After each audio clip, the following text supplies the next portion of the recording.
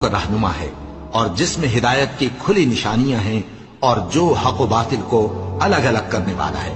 تو جو کوئی تم میں سے اس مہینے میں موجود ہو چاہیے کہ پورے مہینے کے روزے رکھے، اور جو بیمار ہو یا سفر میں ہو تو دوسرے دنوں میں روزے رکھ کر ان کا شمار پورا کر لے۔ اللہ تمہارے حق میں آسانی چاہتا ہے اور سختی نہیں چاہتا، اور یہ آسانی کا حکم اس لیے دیا گیا ہے کہ تم روزوں کا شمار پورا کر لو،